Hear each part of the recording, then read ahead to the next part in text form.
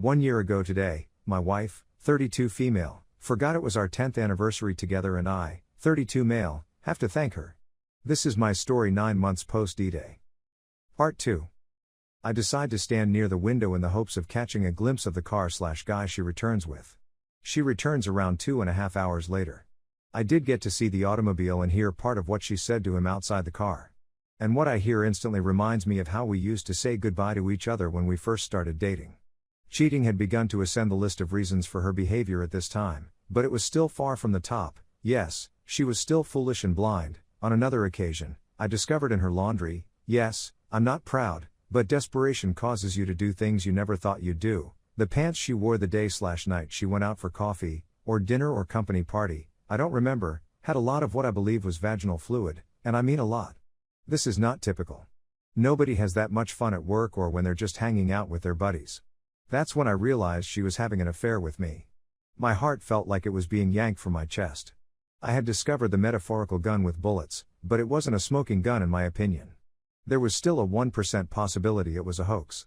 Could she have been? There is no need for a third party to step in. So I decided to sneak a look at her phone.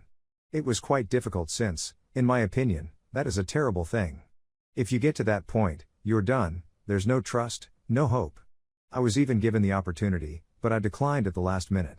I had a conversation with a buddy who revealed that he, too, had been cheated on, he had never addressed it before, and that my wife's behavior was identical to that of his unfaithful lover. That was the last straw.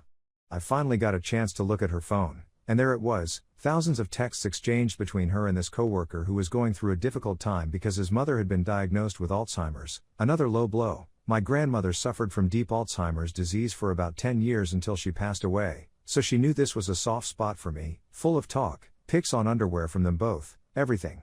They'd been doing it for at least a year before I found out. 1 whole year. The same length as our lifeless bedroom and her abusing me by withholding love. She decided not just to cheat on me, but also to remain loyal or faithful to him. As though her relationship with her spouse was wrong and a betrayal of the other person. I'm pleased she did it, however, as far as I know, I don't have to fight the desire to have with her or even touch her before/after he was inside her, or she kissing me after giving him a blowjob, which she claimed she didn't enjoy giving him, but with him it was an appetizer or a dessert in their meal. Yes, she did what people do with meals. I was saddened as soon as I learned of this clear proof, but this time I was prepared for it and didn't break instantly. I resolved to leave her as soon as possible. My circumstance was the best it could be in this scenario. I have no children, no home, and no lease in my name. I could just pack my belongings and depart as soon as I discovered a suitable spot for myself. I also chose not to tell her what I discovered or, more crucially, how I discovered it. So I maintained my cool and if nothing had occurred. I even assisted her with her attire as she prepared to attend a large work party, and I already knew that was not the main event for that night. He would be there as well, so naturally they would what adults do. She departed about an hour later, and I was finally able to weep, scream, rage, get angry, and let all of my feelings out. I phoned my buddy, read more of their messages, made this Reddit account, and spent approximately 4 hours crafting my narrative before posting it to our/dead bedrooms, which I had been following for the previous 6 months when I assumed our situation was just a dead bedroom. I'd want to thank everyone who helped me at the time and gave me advice, as well as referred me to beneficial resources like this community, which I've been following ever since. Of course, I couldn't sleep and remained up till she got home at 7 a.m. Of course, she informed me that her group of friends had been the last to leave the party and that it had been fantastic. You and I both know what I'm talking about. Later that day, in one of her messages to him, she wrote, "The after party left my tie bruised due of the handbrake. Nearly all automobiles in my country have handbrakes between the driver's and passenger's seats, so it's apparent what type of after party it was. That occurred over the weekend. Throughout the week, I pretended to be stupid while meeting with attorneys, finding a place to live, and arranging for my mail to be sent to a new address. All the while, she remained late at work. Another look at her texts reveals that she wasn't working, but rather waited on the other man for another round of. They had more times in the preceding 2 weeks than we had in the previous 18 months of our marriage. Congratulations, wife. By Friday, I had everything packed and ready to go. As soon as she left for work, my relatives arrived and assisted me in packing and transporting all of my belongings to my new home. I wrote her a message at the end of the day stating you are aware of what you have been doing. I've left the home and filed for divorce and promptly blocked her before calling her mother to inform her of the divorce. I didn't say why. I just said that her kid was aware of what she had been doing and that she should explain.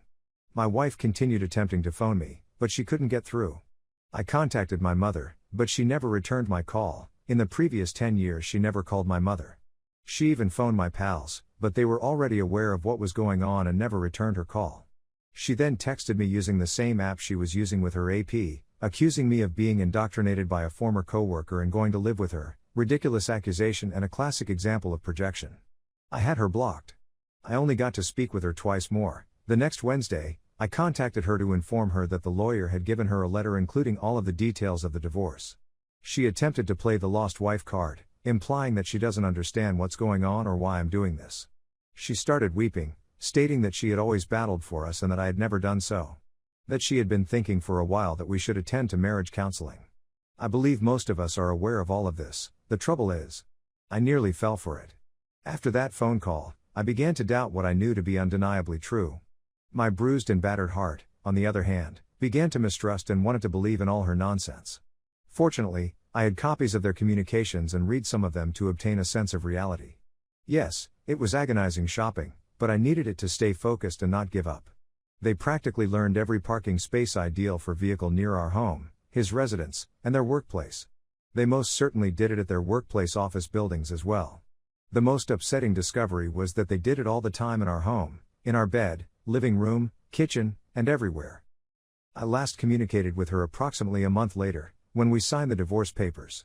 She sought to present a chilly, detached, and superior demeanor at the time. Finally, I informed her that I was aware of all she had done with AP name. Her remark was something like, "What I did was merely to gauge your reaction." I believe she didn't really comprehend what I knew. Perhaps she believed I was simply irritated by all the attention she lavished on the other man.